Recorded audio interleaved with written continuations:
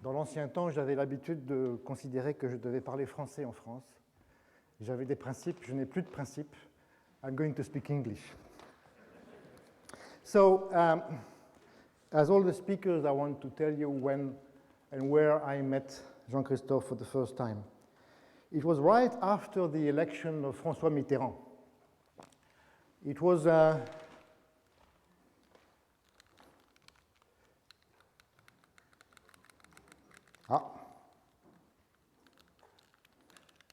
okay.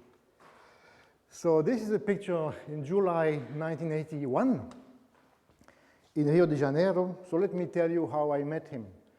So at that time, there was a military service, compulsory military service in France.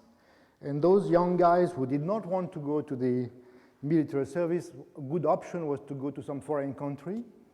In my case, I was fortunate enough to be in Brazil, in Impa, and I spent there 2 years, the most maybe wonderful years of my life.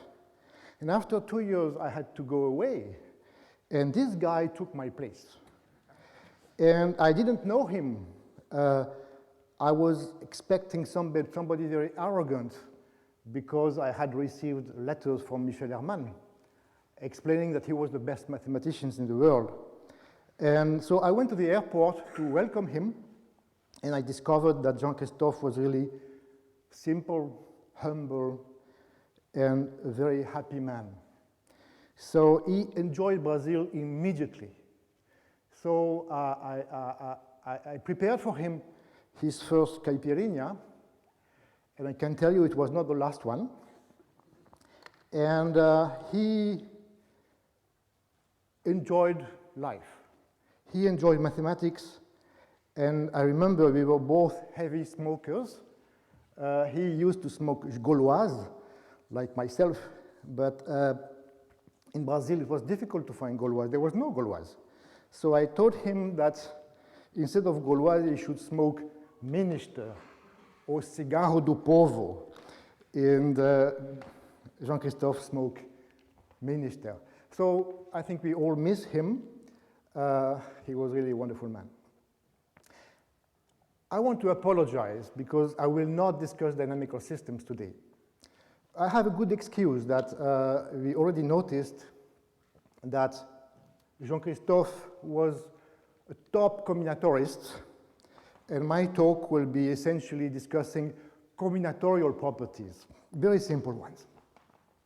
So let me begin by the beginning. I want to tell you a story that began 7 years ago and that ended a few months ago. So 7 years ago, I was attending a meeting in the French Academy of Sciences. It was not a pleasant meeting. Maxim Kontsevich was sitting next to me. He was bored, and at some moment he passed a metro ticket. And on this metro ticket, he had written a theorem that he had proved during the meeting. And the theorem was this picture with no explanation. And then it took me some time before I could understand what he meant, and that was the starting point of this story I want to tell you today. So let me explain this picture. If you have a certain number of polynomials, all vanishing at the origin, polynomials of a real variable in one variable, x, and if you draw the graphs of these polynomials, you can see something like that. So on the left-hand side, you can see that the pink is the smallest, then the red, then the green, then the blue, then the purple. And when the graphs cross at the origin, there is some kind of permutation of the order. So on the left, you have some order. On the right, you have some other order.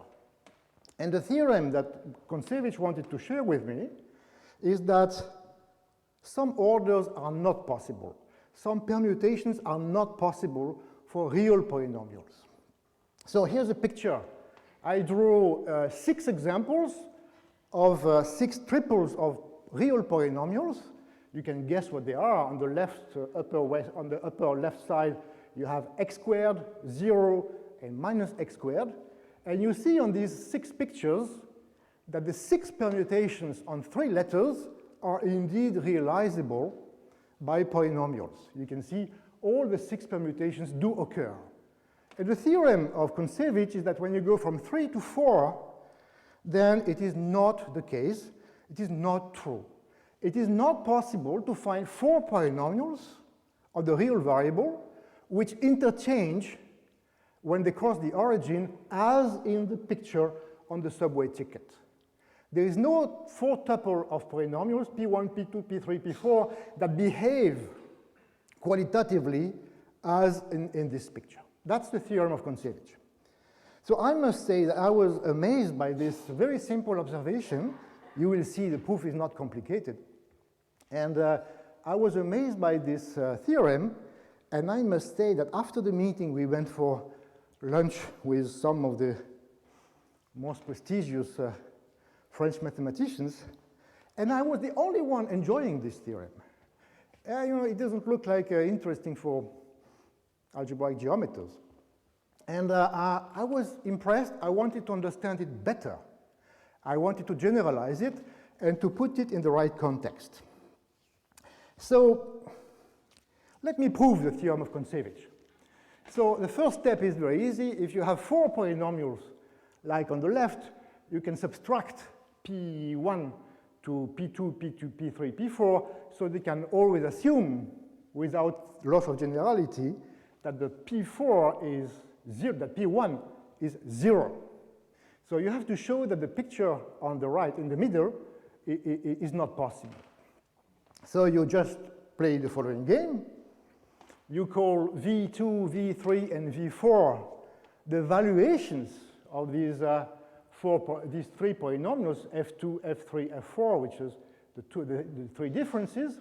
The valuation is simply the degree of the lowest degree of a monomial in the polynomial. And then you look at the picture.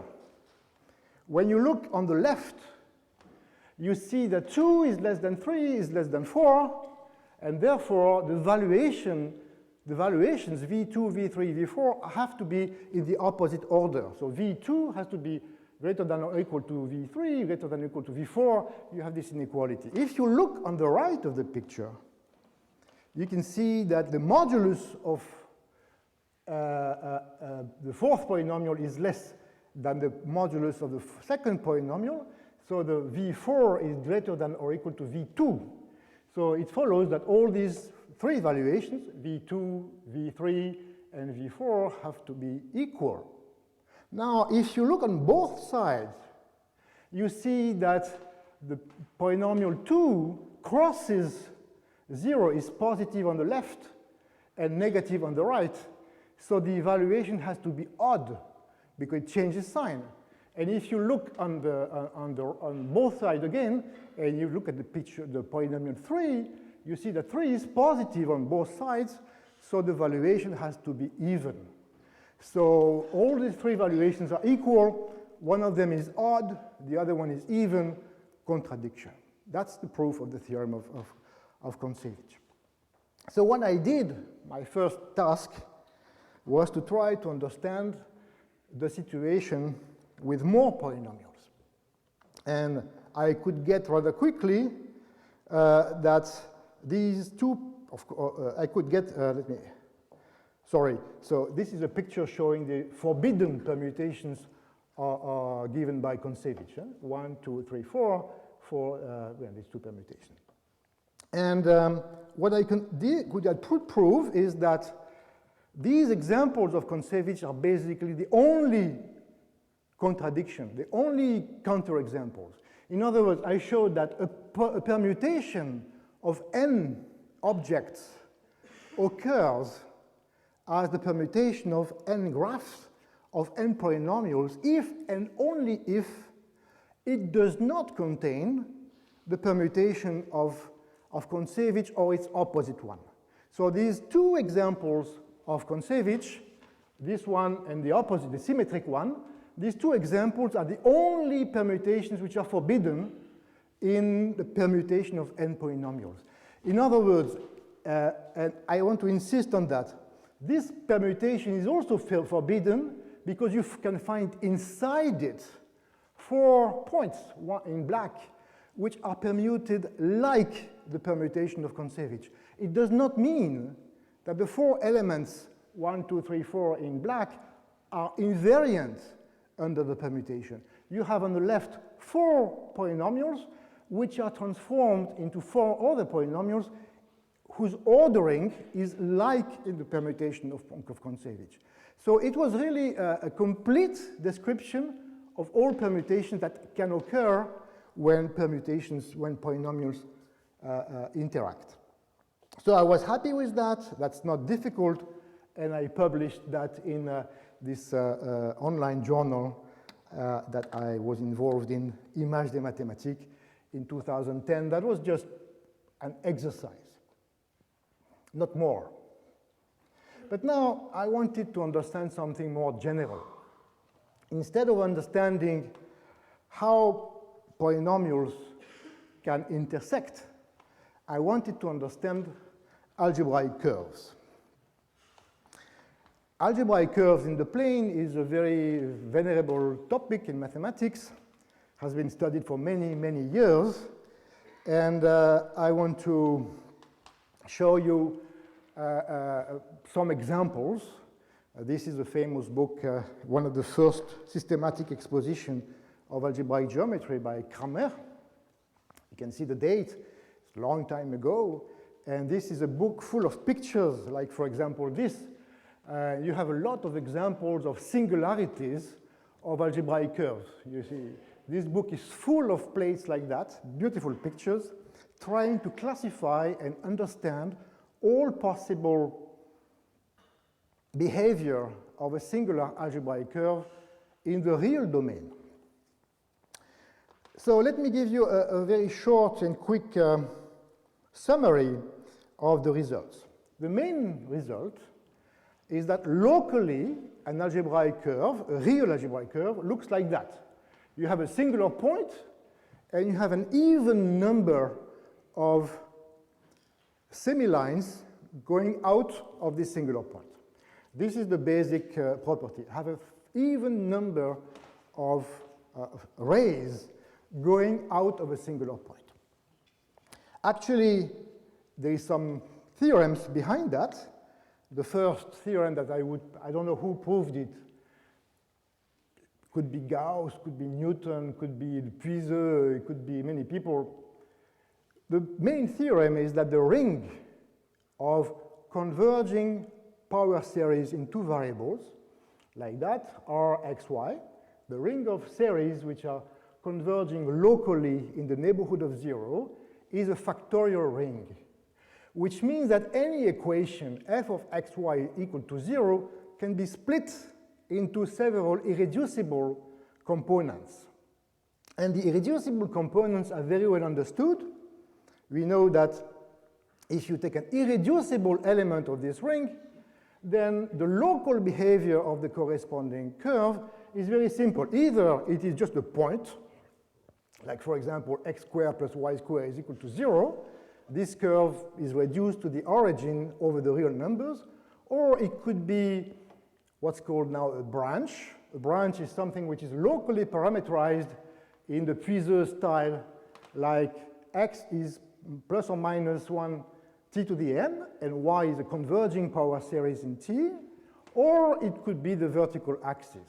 So we have a very beautiful, complete understanding of the local behavior of irreducible curves. Now, if the curve is not irreducible, it is the union of a certain number of irreducible pieces. So what you have really is that you have to mix all these irreducible pieces. Let me show you some examples. This is the simplest one, the cusp. X cubed is equal to y squared. It is parameterized locally by t squared t cubed. And well, this is the easiest example. Then here's an example which is called a bifolium. As you can see, it's one equation.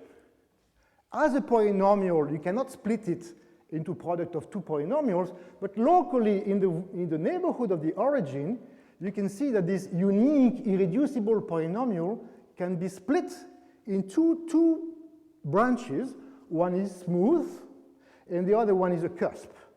So locally, this curve decomposes as a product of two analytic germs of curves.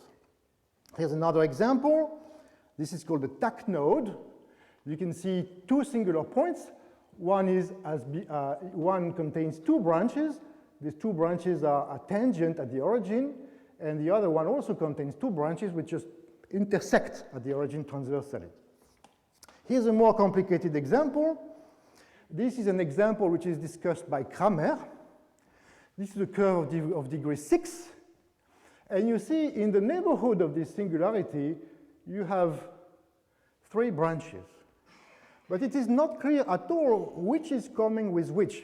For example, you could believe at first that the egg on top of the picture is an irreducible piece, but not. This curve is irreducible as a polynomial. And as an analytic curve, it decomposes into three branches. But who is who? If you go, for example, on the bottom curve, where does it go? Well, the good news is that this curve is a rational curve, so I could ask my computer to draw the curve using as a color the parameter, and you get this. And you can see that you have indeed three branches. One is the yellow one on the bottom, one is the green one, which goes from, as you can see, and the third one is the red one. And if you ask the computer to compute the Puiseux series, I mean the irreducible components from the analytic point of view, well, you get something like that. So this is a unique, irreducible polynomial, but as an analytic curve, it splits into three smooth branches. Okay. Now, if you take a general singularity of an algebraic curve, you see something like that. You have an even number of pieces around the singular point, but they come in pairs, because each branch given by Puiseux theorem will give you a pair of points.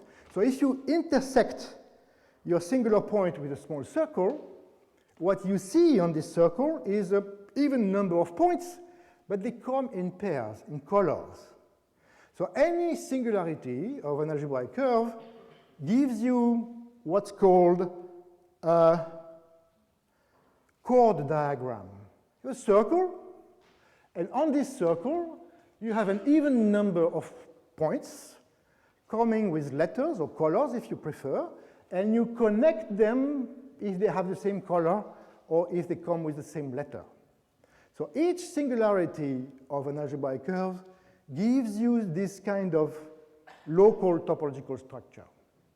And my purpose is to understand what are those chord diagrams. Which diagrams occur? Which diagrams are forbidden? Can we describe all the possibilities of all diagrams occurring in such a curve? So to give you an example of a theorem that I want to explain today, we have the following theorem. This is the exact analogous to Kontsevich theorem. Take this diagram with 5 chords, A, B, C, D, E, connect them just like on the picture. I claim that no algebraic curve behaves like that. There is no algebraic curve with 5 branches which behave like on this chord diagram. So I want to give a hint for the proof of that, and the best what I really want to do is to get a complete characterization of all diagrams that occur for algebraic curves. That's my purpose today. Okay. So there is one technique which is very classical, going back to the 19th century easily, that enables you to desingularize a singular point, to make it smooth. This is called the blowing up. So I will explain that, even though most of you already know it. I remember very well in 1981, in the meeting in Rio, which was the opening of the new building for IMPA, I was young, like Jean-Christophe, and I couldn't understand a word of most of the talks. And I remember very well that somebody, I forgot whom, in his talk explained what blowing up is. And I understood. So I said maybe today I could explain what blowing up in a few words for the benefit of the young people. So blowing up is basically looking at polar coordinates. Polar coordinate is the map r theta goes to r cosine theta, r sine theta. It's a map that goes from a cylinder, r theta, to the disk, which projects the cylinder on the disk, and the circle r is equal to 0 is collapsed to a point. So you have this map for the cylinder which shrinks the circle r is equal to 0 to a point, and everything is projected on the disk. Now, of course, as we all know, the point r theta and the point minus r theta plus pi, they have the same image. So instead of using the cylinder, it's a good idea to use the cylinder modulo this identification, where you identify r theta with minus r theta plus pi, and the quotient of a cylinder by this orientation reversing transformation is a Möbius band. So the good way of thinking of this map is not from a cylinder to the disk, but from the Möbius band to a disk. And the circle r is equal to 0 is the core of the Möbius band, which is collapsed to a point. So the technique of blowing up is simply the following. You take a curve with a singular point at the origin, you write this equation, and you put it back to the cylinder or to the Möbius band, hoping that the result will be simpler than it used to be before. So in practice, you just set y is equal to tx. You replace in the equation f of xy, you replace y by tx, you simplify by power of x, and you get a new curve, which hopefully will be simpler. So here's the picture of the Möbius band. This is a picture that Jean-Christophe knew very well. This is the Möbius band in IMPA. And this is the core of the Möbius band. So the blowing up map is simply taking this Möbius band, take the core and collapse this circle to a point, and the result is a disk. So you take a singular point, like for example, a double point, two curves intersecting at the origin, y squared is equal to x squared. You set y is equal to tx, and what you get is t squared x squared minus x squared is equal to 0. In other words, t is equal to plus or minus 1. And you see that this double point has been split into two disjoint parallel smooth curves. The other example I have in mind is, of course, the cusp. Y squared is equal to x cubed. You do the same. Y is equal to tx. You blow it up, and you get a smooth parabola, which is tangent to the vertical axis, which is called the exceptional divisor. And here's another picture. This is the singular point, the cusp. You blow it up on IMPA's Möbius band, and the result is a smooth parabola tangent to the core of the Möbius band. So this trick is a very simple method for simplifying singular point. Usually, if you do it once, it is not sufficient. You have to do it many times in order to get a smooth curve. And this is indeed a theorem going back to Noether in the 19th century, that if you take any singular point of real analytic curve, you blow it up once, twice, many times. After blowing up many times, you can make sure that the curve will become smooth, meaning will become a collection of disjoint smooth curves. Now the problem when you do that is that the Möbius band becomes more and more complicated. You start with a point, then you get a Möbius band, and then you blow up the Möbius band, and you blow up again and again and again, and the result is that you create what a very complicated object. Like, for example, this is what happens when you blow it twice. You can see that you get a cylinder and a Möbius band. If you blow it up 3 times, the surface that you get is complicated. If you blow it up many times, you get what I call a necklace. You have this collection of bands.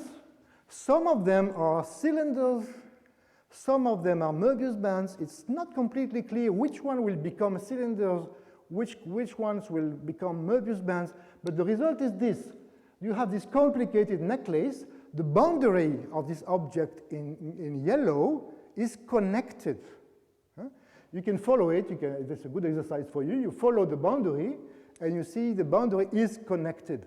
And you see that the singularity that I had, this singular point, for example, with 3 branches, giving rise to this chord diagram with 3 chords, when you blow it up 6 times, if my memory is correct, after 6 blowing ups, you get this picture. So the surface has a boundary which is connected, and the curve is now a union of 3 smooth parts, A, B, and C. So the singularity has been desingularized on this surface with boundary, with connected boundary. So playing with this kind of object, I could prove the following theorem. Well, I call that fundamental lemma because it took me a long time because I could understand the statement, find the statement. It took me a long time because I could prove it, even though today it's not so difficult. It's like a lemma. The lemma is this.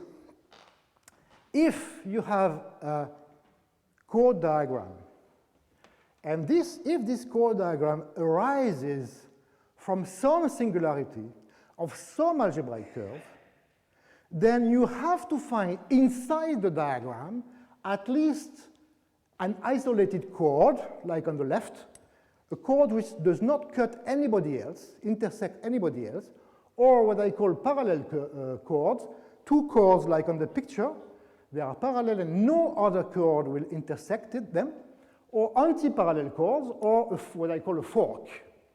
You have to find this inside any chord diagrams arising from a singularity of some singular algebraic curve. So it's a necessary condition for a diagram to come from an algebraic curve, from an analytic curve. It has to contain this picture as a sub-picture. Now from that, so this is after the singularity? What? This is after you blew up all the way? When you blow up, you don't change the chord diagram. You know, the chord diagram, when you blow up, you blow up the origin, but on the boundary of this necklace, you follow the boundary and you see the same chord diagram. I simplified the curve, but the chord diagram remained the same. So what I could then prove is that this... What?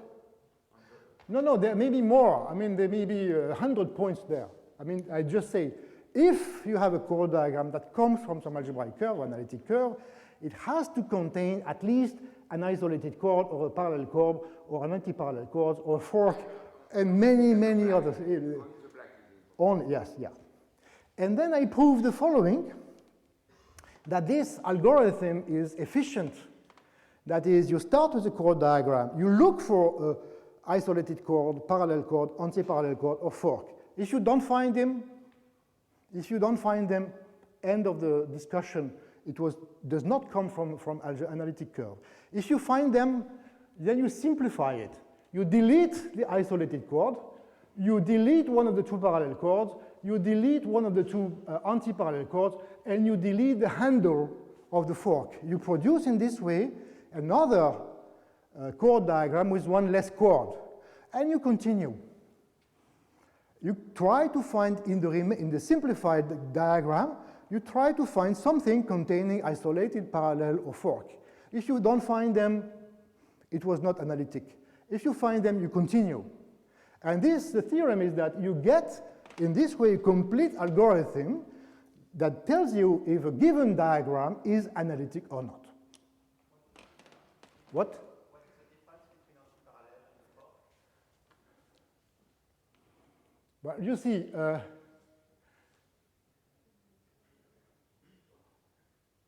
no, because you see, anti-parallel, you have 4 black dots, and 2 by 2, there is nothing in between them.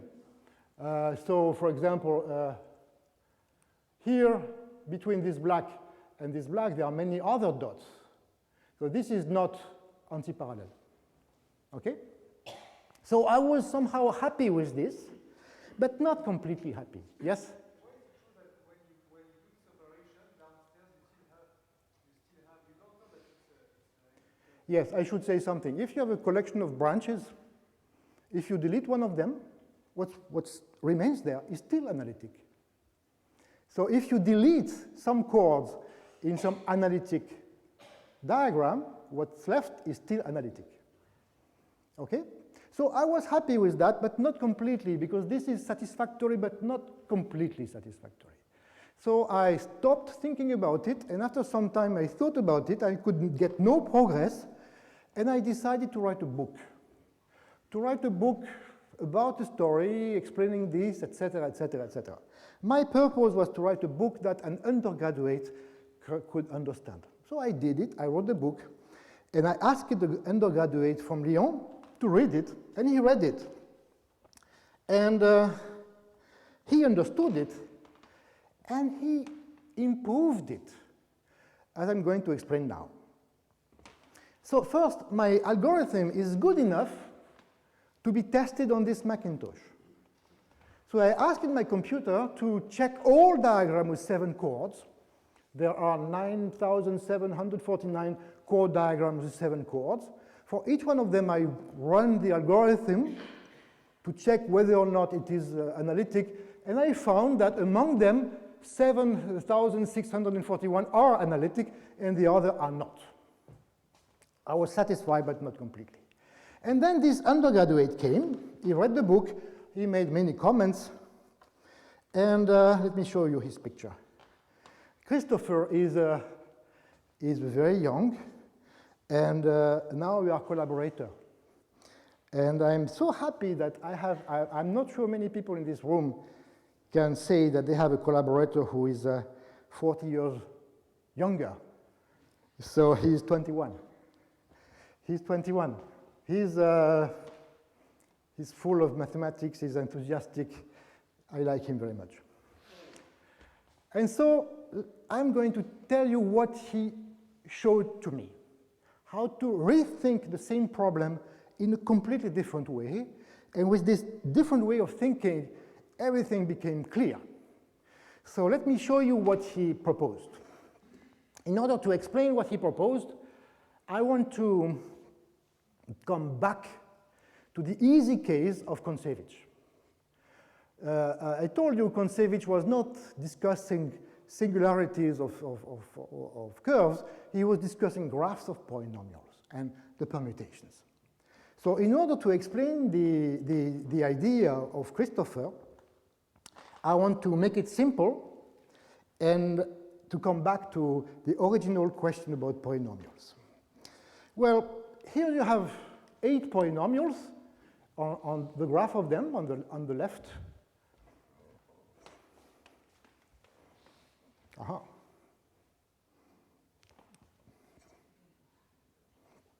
You have 8 polynomials here, and there I said, look, these 8 polynomials, they have 3 different first derivatives at the origin. Derivative 1, -1, and 0. So I group the polynomials according to the first derivative. I get 3 blocks. 1 block, 2 blocks, 3 blocks. Now, given the first derivative, these two have 2 different second derivatives. So the block here has 2 sub-blocks. This one has 3 elements in it. No, sorry, this is the axis. This is the axis, so I have 2 elements in it. This one has 4 elements in it, but these 4 elements, they come into 2 groups because these and these have the same first and second derivatives, and the third derivative here is different. So you can encode this picture by a tree. This is the group of 8. You have 3 groups according to first derivatives. You have 6 groups according to second derivatives, and here you have 3 groups according to second derivative.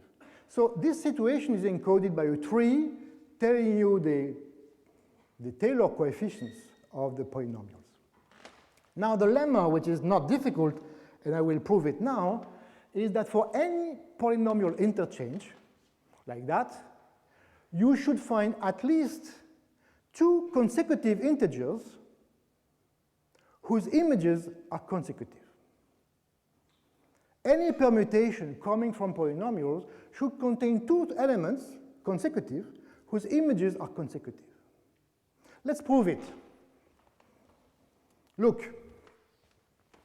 You look at these equivalence relations as before, and you look at the deepest equivalence class. In this case, this group of three. These three cherries here are the deepest in the collection of 8. They share the same first and second derivatives, and they are distinguished by the third derivative.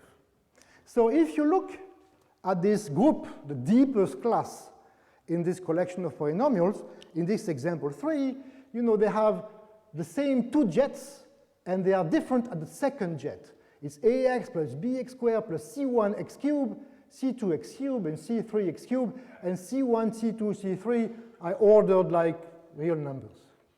So you see in this case that it's very easy to understand the picture. They are ordered like monomials, c1x cubed, c2x cubed, c3x cubed, so they look like that. Moreover, since I chose the deepest equivalence class, no other polynomial in my list can sneak in. No other polynomial is allowed to enter in this wedge, because another polynomial entering here should have the same first, second, and first, second derivative. So it would not be in the bottom of my tree. So inside my permutation, I found three elements, 1, 2, 3, which are just switched by the permutation. In particular, the green and the red are consecutive integers whose images are integers. So this is very easy, and if you think a bit, it's a little bit like the fundamental lemma I mentioned. I said, well, if you have a chord diagram arising from analytic singularity, there should be somewhere some parallel or antiparallel or isolated or fork. And the proof that I didn't give you, that I will not give you, is in the same spirit. You have this necklace, a very complicated necklace, and you go to the deepest part of the necklace, and you look at the combinatorical situation in this deepest part, and you find the parallel, antiparallel, fork, or isolated chord. This is not a proof, this is just the beginning of the proof. Anyway, the idea of Christopher was to forget about permutation and to discuss graphs. His idea is this. If you have a permutation pi of 1 to n, you can construct a graph. The vertices are 1 to n, and you connect I and j if the permutation reverses the order of ij. So for example, here I have the permutation on the left. I have 4 vertices, and I connected 1 and 2 because the chord starting from 1 and the chord starting from 2 intersect.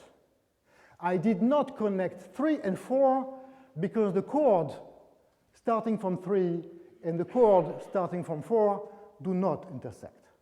So from the permutation, I construct a graph. The good news, or the bad news, is that most graphs do not come from permutation. Also, 2 different permutations can produce the same graph. So going from the permutation to the graph is like losing information. But the observation of Christopher is that this loss of information is not a loss of information for us, as I explain now. If you have 2 consecutive, look, this is on the left you have the Kontsevich permutation, and on the right the corresponding graph, which is just a chain, 1, 2, 3, 4. Now, if you look at 2 consecutive elements whose images are consecutive, you see that the corresponding vertices in the graph are called twins. What is a twin in a graph? If you have two vertices in a graph, like on this picture, if you have two vertices on a graph, I lost my, anyway, if you have two vertices on a graph, like the blue vertices, they are called twins if they have the same neighbors. Any vertex connected to one blue is also connected to the other blue. So there are twin vertices in a graph. They are called true or false vertices according to whether they are connected or not. So it's easy to see that if you have a permutation coming from a polynomial interchange, there should be at least twins, because there are two elements which are consecutive and whose images are consecutive. So the graph associated to a permutation of polynomials should contain twins. So you should continue deleting twins and twins and twins until the graph reduces to nothing. And this is the way you can express what I told you, the algorithm I mentioned earlier. A permutation is a polynomial interchange if and only if the associated graph is what's called a cograph. A cograph has been invented in the 70s by people from graph theory. It's simply a graph that can be reduced to nothing by successive deletion of twins. Let me show you an example. This is a graph. You can see that the two blue vertices are twins. So I delete one of them. I can see now that the two on the top, blue and black, are also twins. I delete one of them. And then I could also see twins on the right and on the left. I can delete them. Anyway, a graph is called a cograph if you can kill it by successive deletion of twins. And the result is that a reformulation of my algorithm is simply that a graph comes from polynomials if and only if it is a cograph. And now the good news is that people in the 70s studying cographs understood them completely. Here's a theorem. A connected graph is a cograph if and only if any two vertices are at distance less than or equal to 2. Or better, a graph is a cograph if and only if it does not contain a chain with 4 elements. Now, putting this together, a chain with 4 elements is the graph associated to Koncevich's permutation. So if you restate this statement, which was proved in the 70s, you get as a corollary what I said earlier. A polynomial interchange is the same as not containing one of the two Koncevich permutations. Koncevich permutation is characterized by this chain of length 4. If you don't find it, this means that the graph is a cograph. And if the graph is a cograph, that means that you can delete it using twins. And twins means that you can prove it's a polynomial interchange. So this is a new perspective. Instead of thinking in terms of permutation, you think in terms of graphs. And you use the work of graph theorists a long time ago. Now, if you come back to the real purpose of my talk, trying to understand chord diagrams associated to singularities, you play the same game. You associate to a chord diagram a graph. So here is this is called the interlaced graph. You have on the top a chord diagram. So you have 5 chords in blue. And you associate to this picture a graph on the bottom. The edges, the vertices of the graph are the chords. And 2 vertices are connected by an edge if the chords intersect. So the interlaced graph of this chord diagram is this little graph called a house. And the same miracle happens. If you go from the chord diagram to the associated graph, you lose a lot of information. Most graphs do not come from a chord diagrams. Many pairs of these different chord diagrams produce the same graph. So going from one to the other, a priori, could be a loss of information. It turns out that the property of coming from an algebraic singularity does not depend only on the chord diagram, but only depends on the corresponding graph. And the property that is associated to the graph is very nice and also has been studied 40 years ago under a different name. Look, I told you you have this fundamental lemma. Any chord diagram coming from a singularity should contain one of these four situations. Now, if you look at what's happening here, if you have an isolated chord for the corresponding graph, it corresponds to an isolated vertex. Now, if you look for parallel, it gives you two vertices which are twins. Antiparallel gives you twins. And the fork gives you what's called a pendant leaf. A pendant leaf is a vertex on a graph which is connected to only one other vertex, like a pendant leaf. And then the theorem is, definition first, which has been introduced 40 years ago, not the terminology. The terminology is mine, but this is a very old concept. One says that a graph is collapsible if you can kill it by successive deletions of twins, isolated points, or pending leaves. So here's a picture. This graph.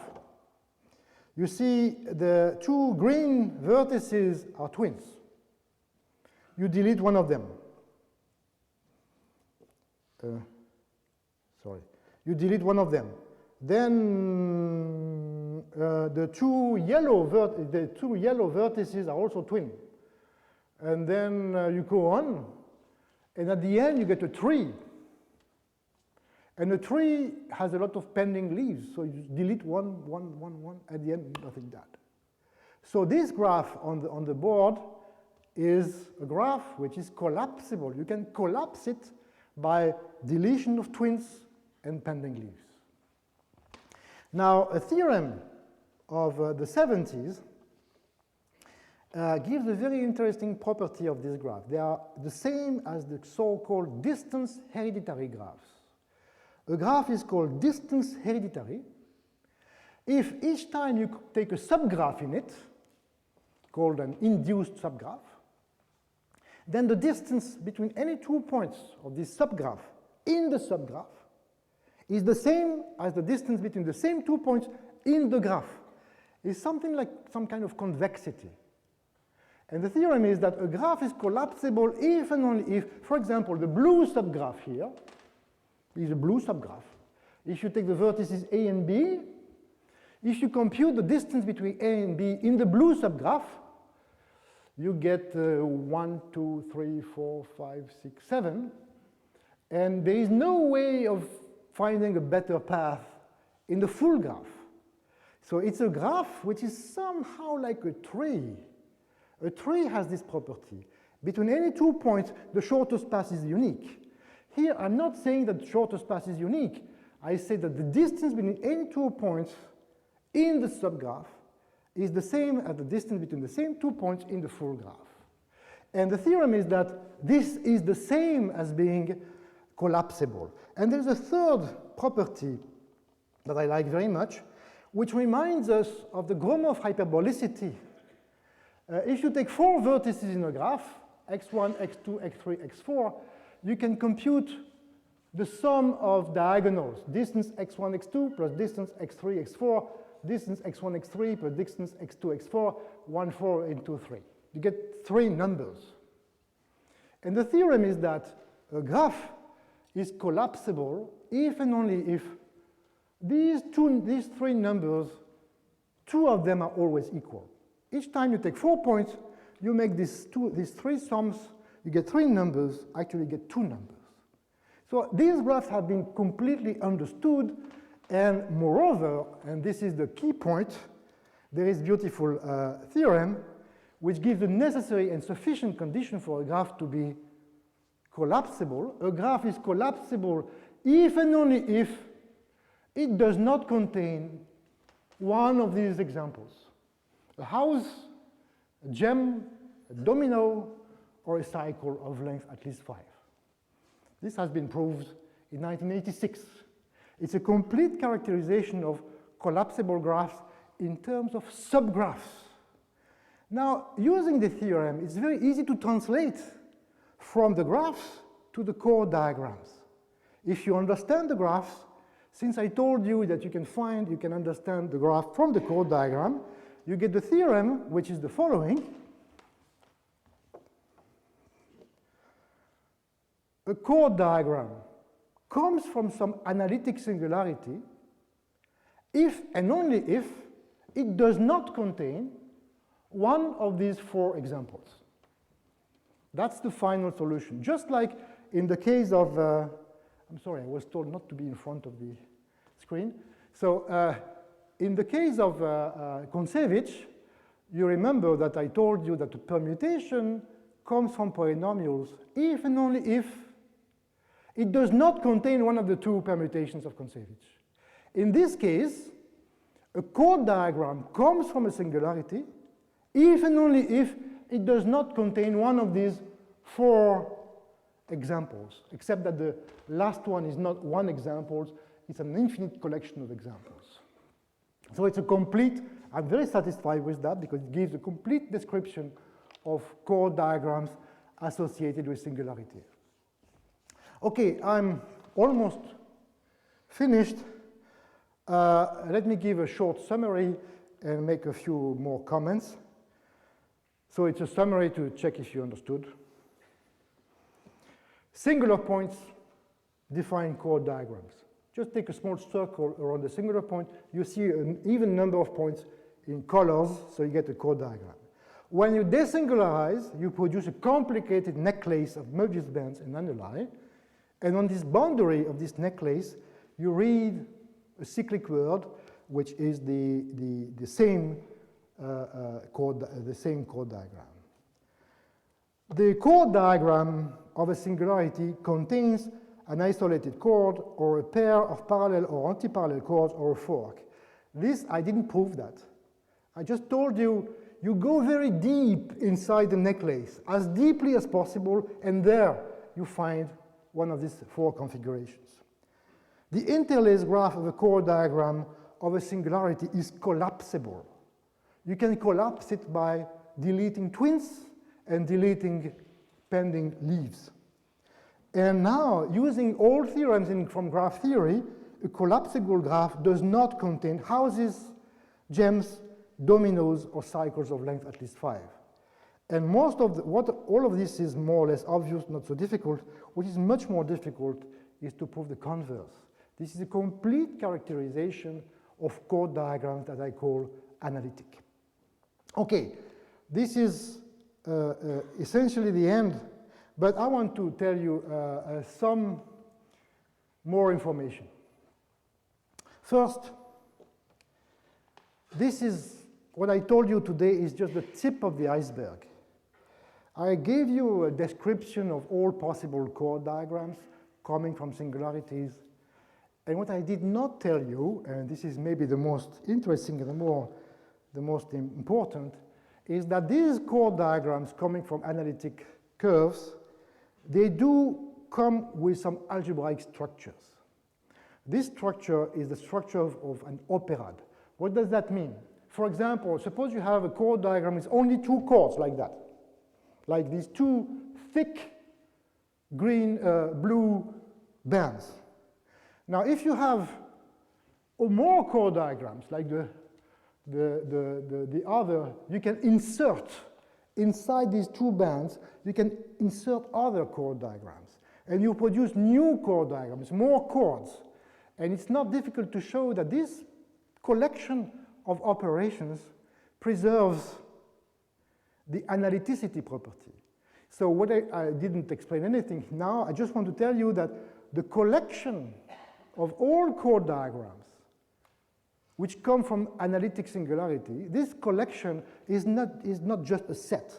It's a set with a structure. And this structure, you can insert one into the other, and understanding this structure is very interesting, and I think I could do it. I mean, I understand the global structure of all chord diagrams seen as this algebraic structure of an operator. I am not going to explain that. The second point I wanted to mention is an open problem. Let me remind you of a beautiful question raised by Gauss, which is the following. You take in the plane some immersed generic curve, like on the left. So this generic curve will intersect in double points. And for each double point, you give a name, A, B, C, D, F, G, H.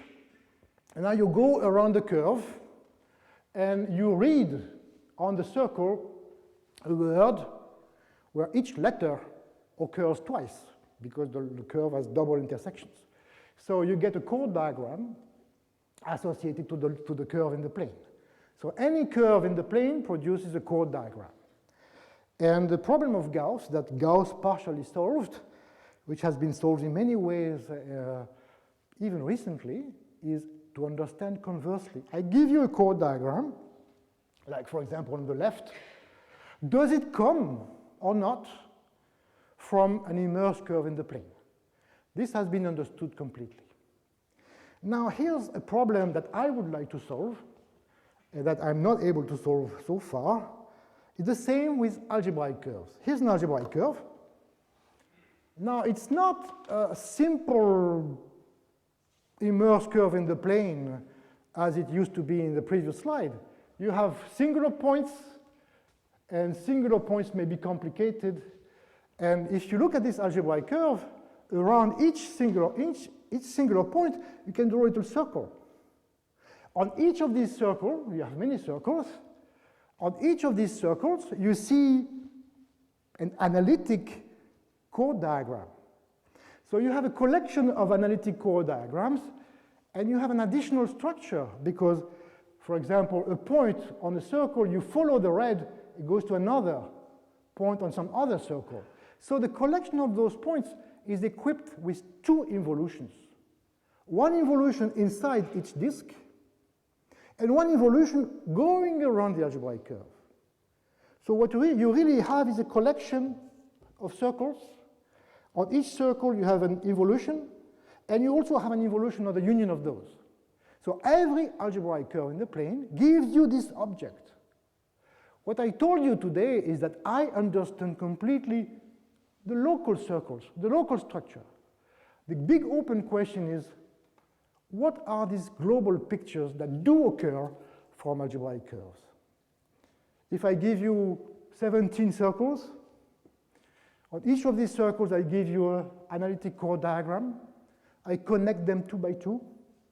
Does there exist an algebraic curve corresponding to this picture? So the idea would be to mix the solution that I presented today around a single point with the solution of the Gauss problem for a generic curve with double points. This is completely open. Now, I am finished. 1 minute. Yeah, 1 minute. Yeah, you pile, no? Okay. So a long time ago, I had the privilege of meeting Armand Borel. It was in India, in Tata Institute. It was breakfast time in the what's the name, this hotel there. And the point with Armand Borel that he was not very talkative. He wouldn't speak at all. And fortunately, his wife was there. His wife is not a mathematician.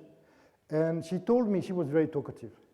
And she told me, I'm not a mathematician, but I know a very good question that one could ask at the end of any math talk. And I said, yeah, what is it? And she told me, Well, after any math talk, you could say, what about the periodic case? And really, this is right. So let me tell you why I think it's a good question. Try to generalize Koncevich's observation or singularities I mentioned today to the periodic case. Of course, the periodic numbers are not ordered. You do not have negative and positive periodic numbers. However, periodic numbers can be split into equivalence classes modulo squares. QP modulo squares is a set with 4 elements. So you can ask very precise questions, which are very similar to Koncevich's question, and these questions are totally open. I'm finished. Just want to say, if you want to know more, have a look at my book. And this is to insist on that. That was discussing that with Francois yesterday. I am tired of scientific editors publishing books which are so expensive. We make all the job, we do everything, and they charge us for prices which are not acceptable. So I decided to put that book without any editor and to put it for free on the internet. And you can use it, you can download it, you can change it, you can change my name to your name, I don't mind. Thank you. Thank you very much, Frank.